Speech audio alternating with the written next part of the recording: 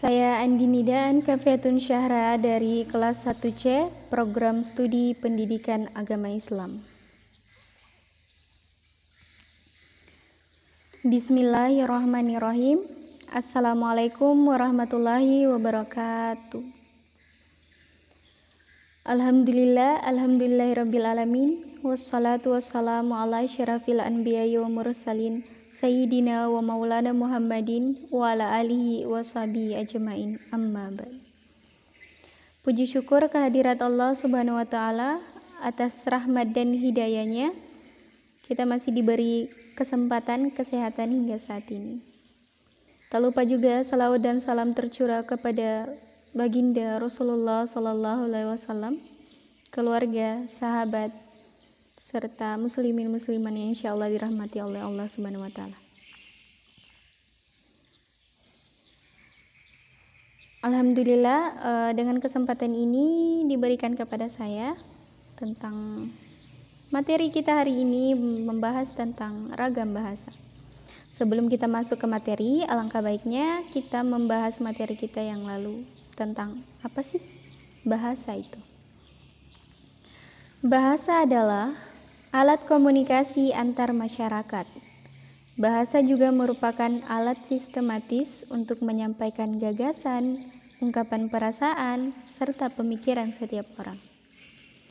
Bahasa juga dibedakan menjadi beberapa jenis, di antaranya bahasa lisan, bahasa tulisan, bahasa isyarat, dan bahasa batin. Baik, kita akan masuk ke materi kita. Materi kita hari ini adalah tentang ragam bahasa. Ragam bahasa adalah variasi bahasa menurut pemakaian, berbeda-beda menurut topik yang dibicarakan, menurut hubungan pembicara, kawan bicara, orang yang dibicarakan, serta menurut medium pembicara. Variasi sendiri bisa termasuk dialek, aksen, laras, dan gaya. Variasi tersebut muncul disebabkan adanya latar belakang pengguna bahasa yang berbeda. Perbedaan bahasa tersebut tergantung pada budaya, agama, profesi, dan sebagainya. Pentingnya mempelajari bahasa Indonesia. Bahasa Indonesia yang merupakan bahasa ibu dari bangsa Indonesia yang sudah dipakai oleh masyarakat Indonesia sejak dahulu, jauh sebelum Belanda menjajah Indonesia. Namun, tidak semua orang menggunakan tata cara atau aturan-aturan yang benar. Salah satunya pada penggunaan bahasa Indonesia itu sendiri yang tidak sesuai dengan ejaan maupun kamus besar bahasa Indonesia. Oleh karena itu, pengetahuan tentang ragam bahasa cukup penting untuk mempelajari bahasa Indonesia secara menyeluruh, yang akhirnya bisa diterapkan dan dapat digunakan dengan baik dan benar, sehingga identitas kita sebagai bangsa Indonesia tidak akan hilang. Adapun sebab terjadinya ragam bahasa Indonesia. Ragam bahasa timbul seiring dengan perubahan masyarakat. Perubahan itu merupakan variasi-variasi bahasa yang dipakai sesuai keperluannya.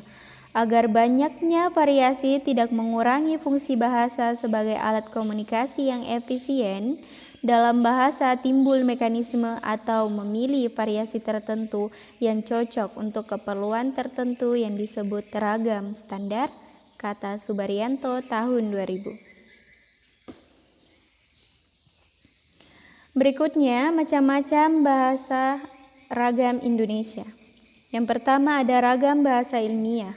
Ragam bahasa ilmiah merupakan salah satu ragam bahasa Indonesia yang digunakan dalam pertemuan dan penulisan karya ilmiah, di mana bahasa ragam ilmiah ini diperoleh sesuai dengan sifat keilmuannya dan didasari oleh hasil pengamatan, peninjauan, penelitian dalam bidang tertentu, disusun menurut metode atau pendekatan rasional dan pendekatan empiris dengan sistematika penulisan yang bersantun, bahasa dan isinya dapat dipertanggungjawabkan kebenarannya atau keilmiahannya. Sebagai bahasa yang digunakan untuk memaparkan fakta, konsep, prinsip, teori, atau gabungan dari keempatnya, Bahasa Indonesia diharapkan dapat menjadi media yang efektif untuk komunikasi ilmiah, baik secara tertulis maupun secara lisan. Yang kedua, ada ragam baku lisan dan tulisan. Ragam baku lisan adalah ragam bahasa baku yang diungkapkan dengan melafalkan atau mengucapkan sebuah bahasa, di mana pembicara mengucapkan dan memakai bahasa dengan baik serta bertutur kata sopan terhadap pendengar sesuai pedoman yang ada. Ragam baku tulisan adalah ragam bahasa baku yang dihasilkan dengan memanfaatkan tulisan, di mana penulis diharapkan untuk mampu menggunakan bahasa Indonesia yang baik dan benar serta menggunakan pedoman umum bahasa Indonesia atau biasa disebut dengan PUBI. Adapun yang ketiga, ragam sosial dan fungsional. Ragam sosial yaitu ragam bahasa yang sebagian norma dan kaidahnya didasarkan atas kesepakatan bersama dalam lingkungan sosial yang lebih kecil dalam masyarakat. Ragam bahasa yang digunakan dalam keluarga atau persahabatan dua orang yang akrab dapat merupakan ragam sosial tersendiri. Selain itu, ragam sosial tidak jarang dihubungkan dengan tinggi atau rendahnya status kemasyarakatan lingkungan sosial yang bersangkutan. Adapun ragam fungsional yang kadang-kadang juga disebut ragam profesional adalah ragam bahasa yang dikaitkan dengan profesi, lembaga, lingkungan kerja, atau kegiatan tertentu lainnya. Ragam fungsional juga dikaitkan dengan keresmian keadaan penggunaannya. Dalam kenyataannya, ragam fungsional menjelma sebagai bahasa negara dan bahasa teknis atau teknologi, kedokteran, dan keagamaan. Yang keempat, ada ragam bahasa berdasarkan media. Dilihat dari dimensi medianya, bahasa dibagi menjadi dua, yakni bahasa ragam lisan dan bahasa ragam tulis. Yang pertama ada ragam bahasa lisan. Ragam bahasa lisan adalah bahasa yang dihasilkan dari alat ucap atau origin of speech dengan fonem sebagai unsur dasar. Dalam ragam lisan, kita berurusan dengan kata bahasa, kosakata, dan lafal. Dalam ragam bahasa lisan ini, pembicara dapat memanfaatkan tinggi rendah suara atau tekanan, mimik wajah, gerak tangan, atau isyarat dalam menyampaikan ide. Yang kedua ada ragam bahasa tulis.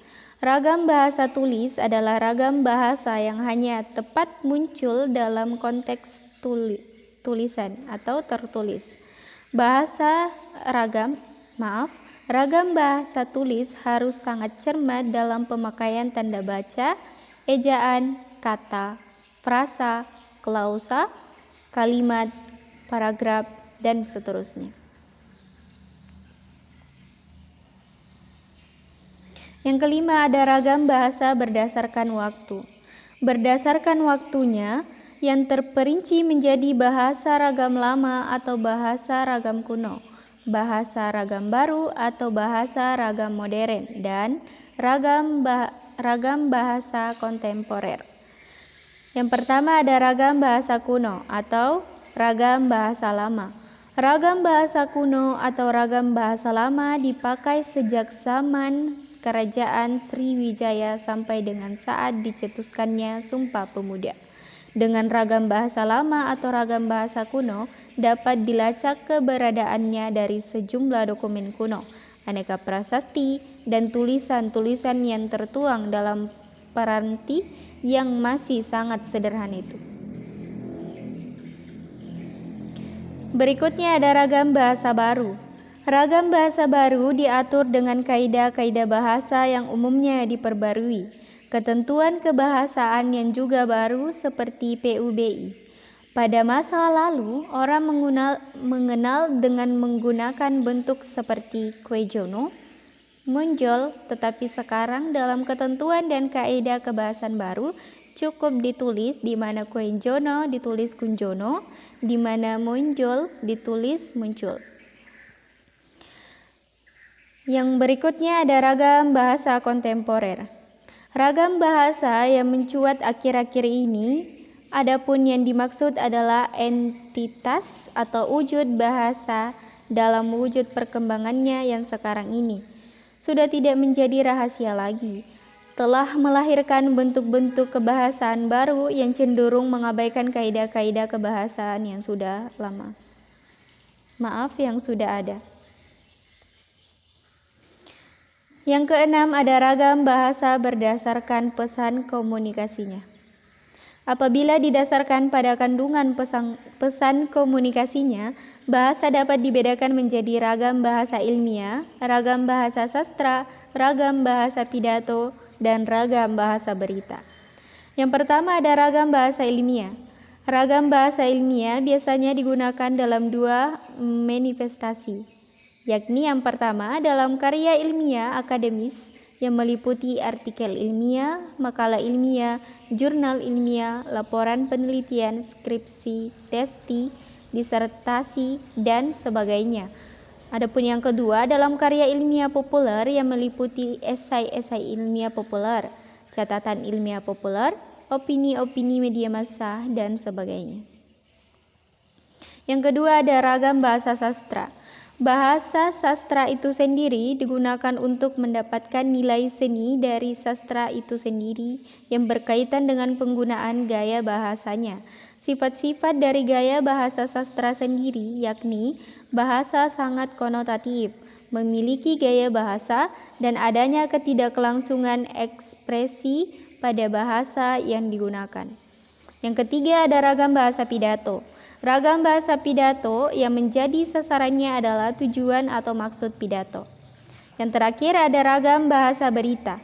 Ragam bahasa berita diperhatikan dalam beberapa hal pokok berikut sebagai ciri bahasa berita dalam jurnalistik. Jurnalistik dibuat berdasarkan atas kesadaran terbatasnya ruang dan waktu.